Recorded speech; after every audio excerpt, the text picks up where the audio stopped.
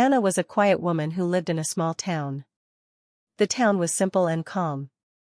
The streets were narrow, and the houses were close to each other. People knew their neighbors. They greeted each other every day. Anna lived alone in a small house with white walls and a brown door. Every morning, she woke up early. She made tea. She sat near the window. She looked outside and watched the slow life of the town. Anna was kind, but she felt empty inside. Her life was calm, but her heart was not full. She often felt a soft sadness. It was not loud. It was quiet, like a slow rain. Anna was 32 years old. She worked at a small hospital near her town. She was not a doctor. She was not a nurse. She worked as a helper. She cleaned rooms. She brought files. She helped patients walk. She listened to people. She smiled often. People liked her smile. It was warm and gentle. Many patients talked to her. They told her stories. Some stories were happy. Some stories were sad. Anna listened to all of them with care. She believed listening was important. She believed people needed someone to hear them. Anna had a reason for her quiet sadness. Many years ago, she was married. Her husband was kind. They loved each other deeply. They dreamed of a family. They dreamed of a small house full of laughter. But life did not follow their dream. Anna could not have a baby. She tried for many years. She went to doctors. She prayed. She waited. Nothing changed. Her husband stayed strong, but pain slowly entered their life. They loved each other, but sadness lived between them. One day, her husband got very sick. He stayed in the same hospital where Anna worked. She took care of him every day. She held his hand. She talked to him.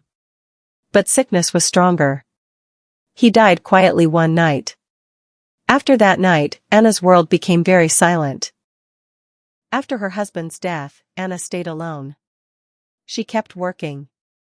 She kept smiling. But inside, she felt broken. She did not cry much. Her tears felt tired. She learned to live with the pain. She learned to walk with it. Every night, she sat alone in her house. She looked at old photos. She touched her wedding ring. She spoke to the silence. She asked questions. She did not get answers. One day, at the hospital, Anna saw a new couple. They were not from the town. They looked worried and tired. The woman was thin. Her eyes were full of fear. The man held her hand tightly. The nurse asked Anna to help them. Anna took them to a small room. She spoke slowly. She asked simple questions. The woman's name was Maria. The man's name was Daniel. They had been married for many years. They wanted a baby more than anything. But Maria could not carry a child. Her body was weak. Doctors told her it was dangerous. Maria cried as she spoke. Daniel tried to be strong, but his eyes were wet. Anna listened carefully. Her heart started to beat faster. She felt something move inside her. She felt pain, but also connection. She knew this pain. She knew this empty feeling. When Maria finished speaking, Anna held her hand. She did not say much.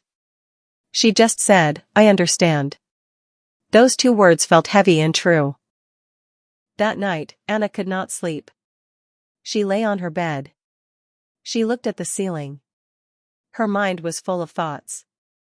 She thought about Maria. She thought about Daniel. She thought about her own life. She remembered the doctors who once spoke to her. She remembered the word impossible. That word still hurt. But that night, a new word came to her mind. The word was surrogate. She had heard it before, but she never thought about it deeply. Now the word stayed in her heart.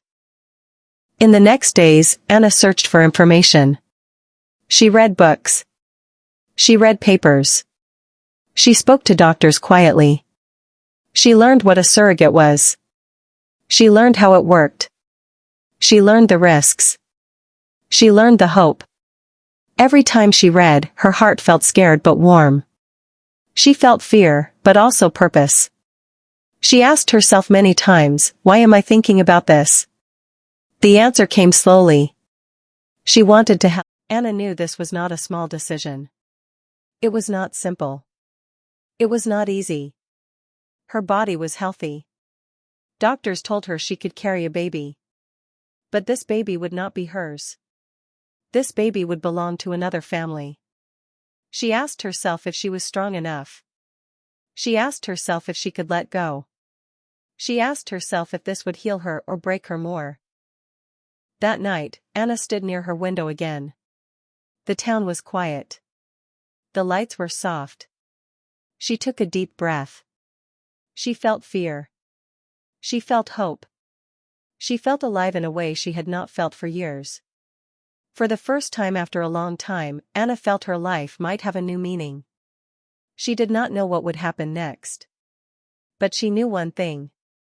Her heart was ready to walk into a new story. One afternoon, Anna met Maria again at the hospital. Maria looked weaker. She looked tired. But when she saw Anna, she smiled softly. They talked for a few minutes.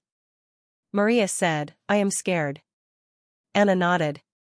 She understood fear very well. Before leaving, Anna stopped. Her heart beat fast. Her hands felt cold. She spoke slowly. She said, there is something I want to talk about. Maybe later. Maria looked at her with surprise and hope.